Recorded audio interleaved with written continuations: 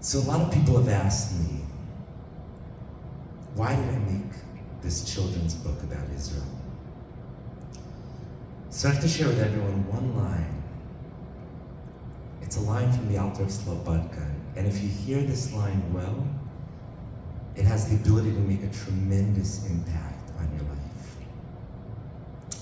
The Alter of Slobodka in his later years accomplished a tremendous amount. He opened up yeshivas all across Europe, and he was an older man. You know, he didn't take a fundraising course. He didn't have a 501c3. He didn't have a matchmaking campaign. You know, you donate a certain amount and it's matched, doubled or tripled. So how did he do it? So a lot of people asked him, and he said over this incredible line. He said, I never asked myself whether or not I could do it. I only asked myself whether or not it needs to be done. You see, when you make it about yourself, then all your insecurities can come in. You know, can I do this? Can I not do this? But when you just make it about, does this need to be done? Do the Jewish people need it? When you latch onto something much greater than yourself, then the sky is the limit. You can make a tremendous impact on the world. You can accomplish tremendous things. The question is, does this need to be done? So, after October 7th, the Jewish people were in so much pain. Every one of us felt it. And then the war started. And then we all saw how the world was portraying this war of self-defense in the media. It was terrible. Slanderous things were said about Israel and about our people and about the war and about our soldiers. Something needed to be done. The Jewish people we were in pain. We needed something to be done. So I wrote this book to try to spread the truth about Israel. And something interesting happened. Some of you may know the story. I tried to advertise for the book on Amazon. And Amazon banned me. They said, we're not letting you advertise for this book. They just said current events. That was their official excuse. So I did what everyone does when they're upset. I posted about it on Facebook. I kind of vented a little bit. And I said, Amazon banned me from spreading my book, from advertising my book. And then something incredible happened. Everyone started ordering the book. Everyone started sharing it with friends, with family. It started spreading all over Facebook, WhatsApp, everywhere, and Instagram. More and more people started to buy the book, and sure enough, the book actually became a bestseller. I decided actually to give a lot of the money to charity, to actually pro-Israel causes, because it ended up doing a little more than I expected it to do.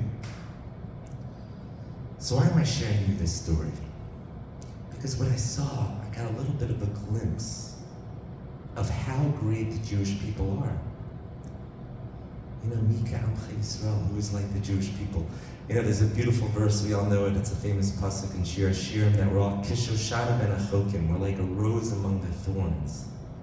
How are we like a rose among the thorns? The Zohar says something beautiful. He says that when you rub a rose, it brings out the fragrance even more. It brings out the fragrance of that rose. The Jewish people have been tested. We were pushed to the brink. But our fragrance now is coming out even more. We've been rubbed. But now that beautiful fragrance of the rose is being felt even more and more. This is what the Jewish people are. This is what the Jewish people are. In the Torah we're called an Am Kshei Oref, a stiff-necked people.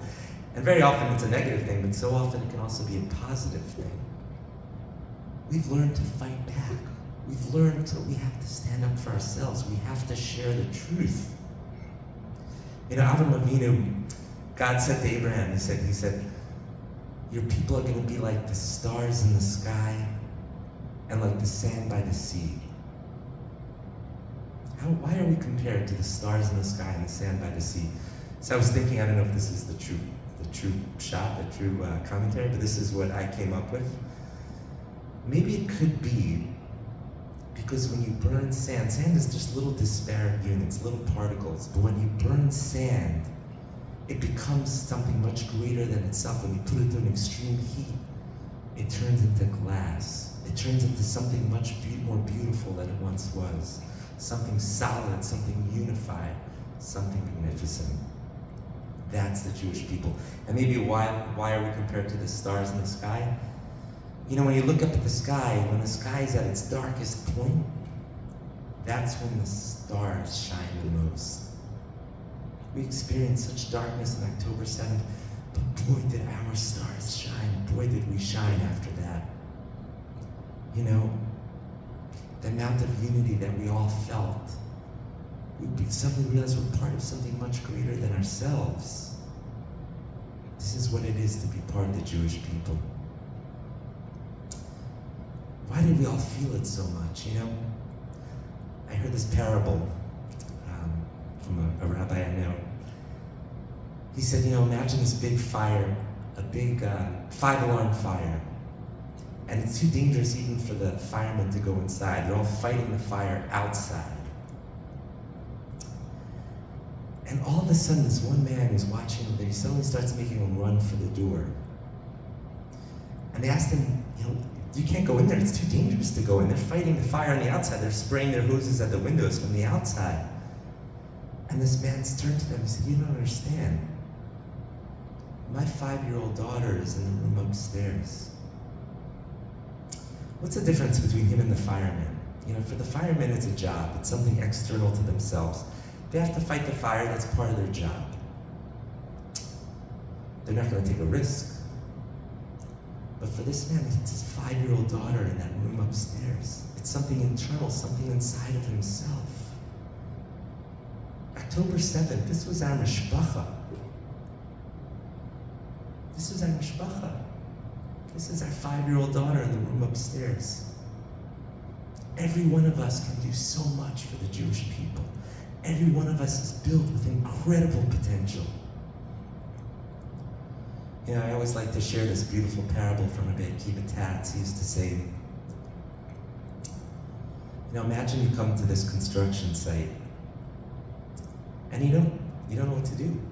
You know, you don't have a degree in construction, and you look at the floor, you look at your feet, and you see you're given a toolbox, and inside of your toolbox is a wrench, a hammer, nails, and then the person next to you looks in his toolbox, and in his toolbox is things to make cement, mortar, bricks. The person next to him has a different toolbox, wood. The person next to him has a different toolbox, pipes. Every person at the construction site has a different toolbox, but their mission is all the same. Their mission is to make this beautiful structure. That's what we're all here. We're all given different toolboxes. But our purpose is the same, to make the Jewish people and the world into a much more beautiful place. We all can do this. We all have potential inside of ourselves. We all have unique tools that no one else was given. So I always like to end with a bracha. That's also a little bit of a mission.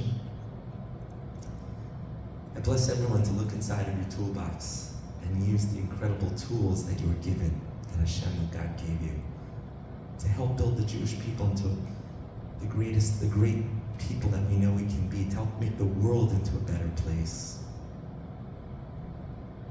I want to thank everyone here for listening.